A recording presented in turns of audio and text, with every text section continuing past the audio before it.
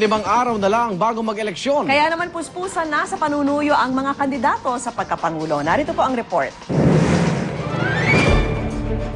Mga bayan at lungsod sa Bicol ang sunod-sunod na nilibot ni Senador Noynoy Aquino at mga kasamahan sa Liberal Party. Dito sinabi niyang pagsugpo sa gutom ang kanyang prioridad at hindi pag-aasawa. Sumalang naman si Olongapo Councilor JC De Los Reyes sa UH Hiritan 2010. Kasabay ng pagmamalaking suportado siya ng 6 na obispo, iginiit niyang hindi epektibo ang pamamahagi ng kondom kontra sa pagkalat ng HIV/AIDS at ang pagkontrol sa lumulubong populasyon ng bansa. Balik Batangas ulit si dating Pangulong Estrada at nagpamudmod ng mga campaign paraphernalia tulad ng t-shirt, armband, kalendaryo at maging maskarang may mukha ni Senador Jenggoy Estrada. Dito, ipinangako niyang tatanggalin ang expanded VAT. Kasunod ng Batangas, Cavite naman ang nilibot ni Erap. Si Senador Richard Gordon balik Laguna naman. Matapos dalawin ng simbahan kung saan siya ikinasal, nag-ikot siya sa Santa Rosa City. Dumalo rin siya sa presidential debate on Philippine healthcare sa Medical City sa Pasig ngayong gabi, kung saan itinulak niya ang pagdadagdag ng sahod sa mga medical practitioner na nagsisilbi sa probinsya at mga liblib na lugar. Palengke muli ang sinuyod ni Senador Jambio Madrigal sa Davao City. Muli siyang namigay ng mga crystal bracelet. Iginiit niya ring hindi siya apektado ng mababang ranking sa mga survey dahil di naman siya naniniwala rito. Palengke rin ang nilibot ni Nikki Perla sa tuloy niyang paglibot sa Iloilo, probinsya kung saan nakatira ang ilan niyang kapatid at meron din siyang bahay. Dumalo si Gibo Chodoro sa presidential debate on Philippine healthcare sa Medical City sa Pasig. Dagdag na kita para sa mga nasa medical field ang isinusulong niya para hindi na raw sila mag-abroad. Nangako rin siya ng insurance coverage para sa lahat ng Pinoy.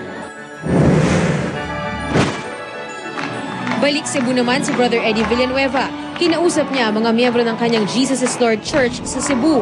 Pinangunahan niya rin ang pagdarasal sa kanilang Jubilee of Jubilee bago pangunahan ng pagpapasinaya sa kanilang Jubilee marker.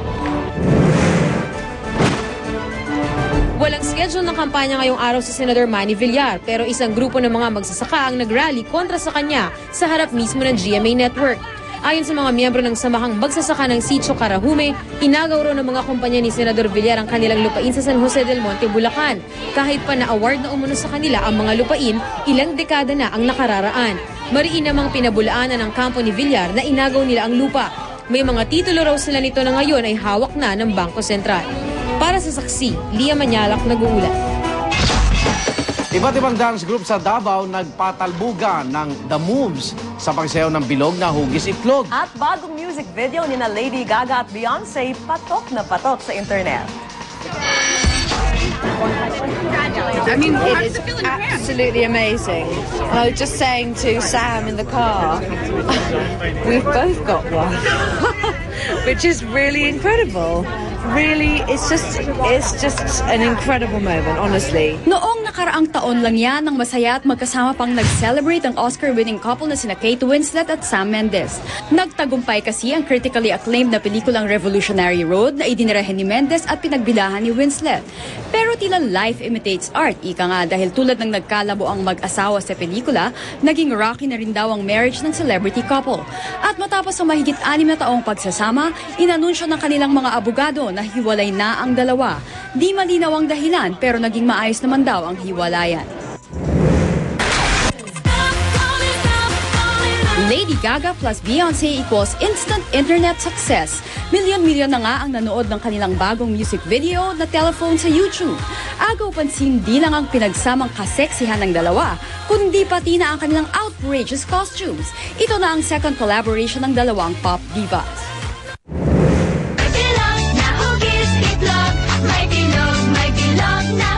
Naglaban-laban naman ang iba't ibang dance group sa Davao Sayaw Galaw Grand Finals. Pabonggaan sila sa paghataw ng bilog na Hugis Itlog GMA election jingle. At syempre, hindi nawala dyan ang grupong Sex Bomb na nagpauso sa election advocacy campaign ng GMA News and Public Affairs. Para sa saksi, Rosetti Rivera nag-uulat. At susunod na Reporter's Notebook at yan ang mga pangyayaring tinutukan ninyo nag-iisang liga ng katotohanan.